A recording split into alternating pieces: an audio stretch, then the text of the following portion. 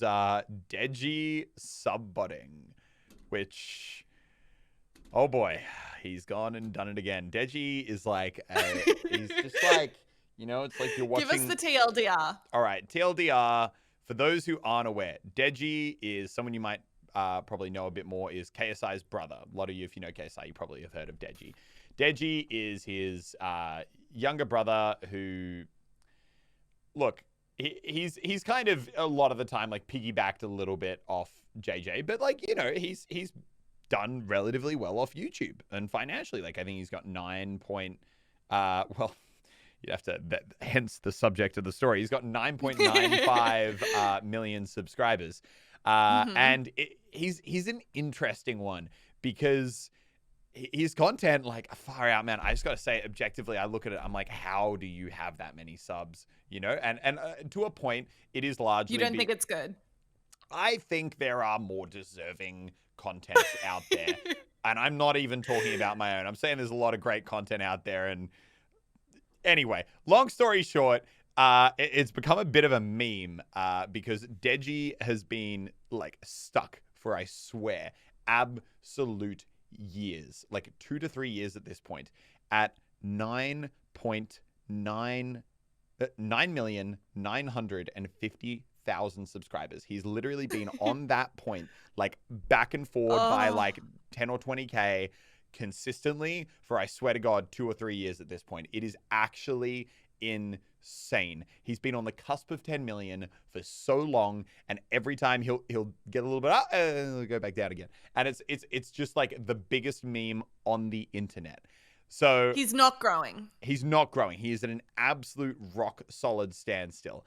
Now, he's tried doing a lot of different like controversy things in the past. Like number one, challenging when like with the whole boxing fight stuff where he challenged not Logan Paul, Jake Paul to have the boxing match. Then after he got done with that, he started all the drama with KSI where he was like, KSI's a bad brother. He did this and that and that and that and that, and was like, going in on him because it gets his name in the news. And when your name's in the news, all press is good press. Your sub count goes up. Unless you're James Charles, in which case it goes down, but then it goes back up again.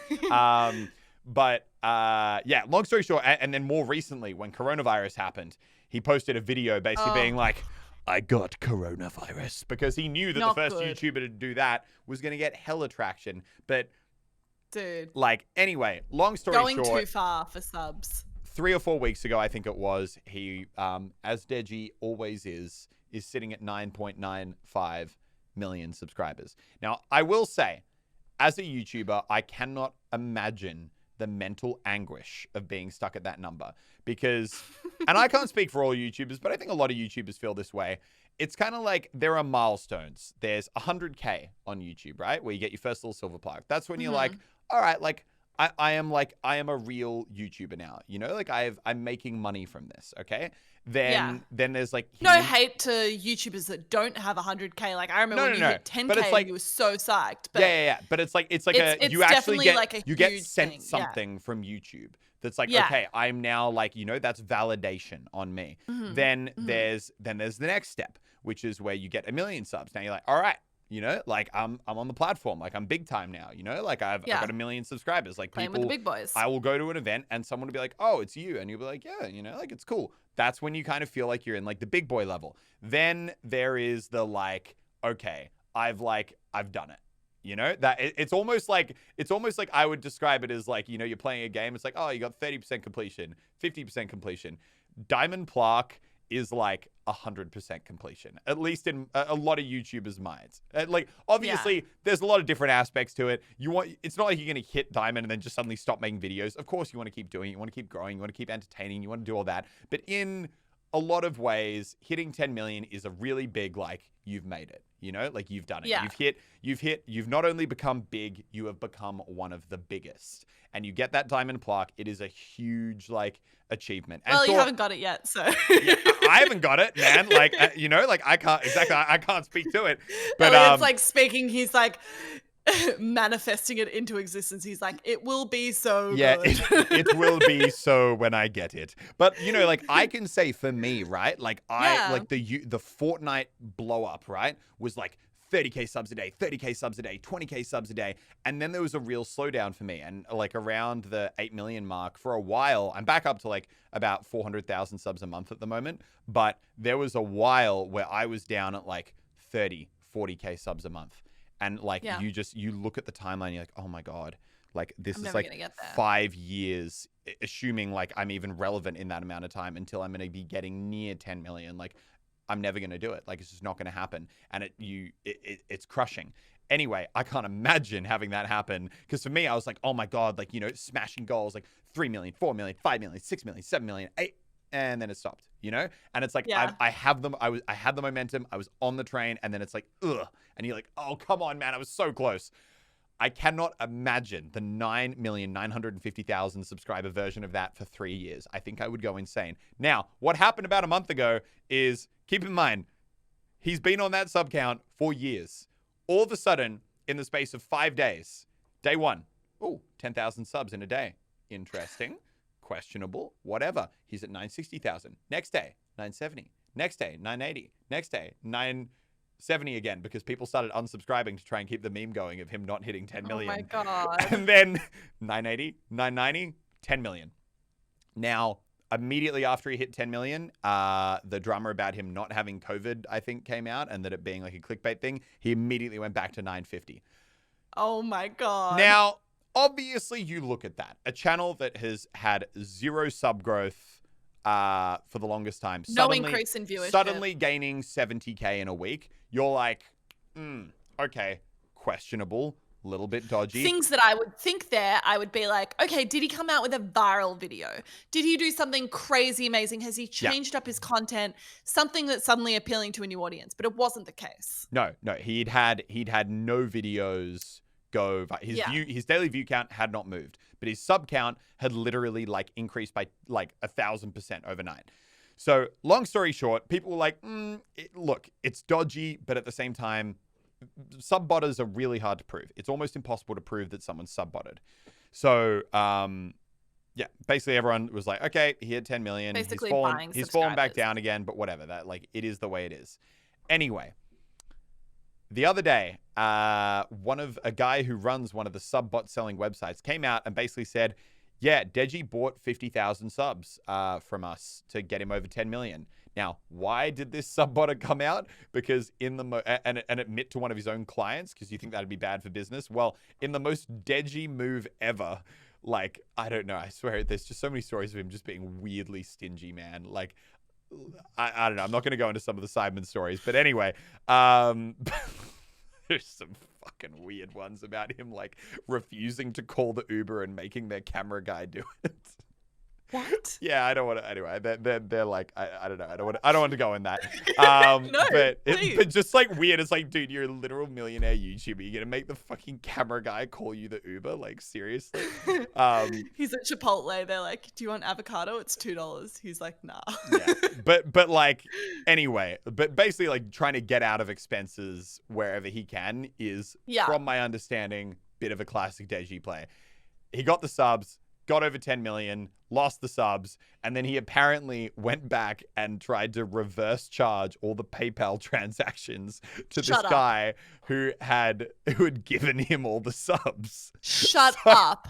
He tried to reverse charge like $2,000 of charges. I think he got like $1,500 back. And the guy who did the sub-botting was just like, screw you, man. Dude. And just put the video out there being like, this is the IP, like, this is the like a location IP address you can see that he ordered the bots from. This is the email associated with it. This is his parents' email. Like, sure, you could make a really big out there argument that he was doxxed, like his parents' like email address got doxxed, and then that person spent whatever, risked $3,000 of their own money to buy subs while they were also IP spoofing from the same area that Deji lives in to like in some elaborate huge cover up. But like, I think that that's way too long of a play. I think that realistically, like because we were talking and we were saying, because we were talking and we were saying that like one thing that does happen when you get an audience, and I see this because I have access to Elliot and Lannon's emails, is that people will think it's funny to sign you up for different things. Like Lannon is signed up for, like Christian dating services or like farmer wants a wife services. Like these literally and a exist lot on the of internet. really weird stuff.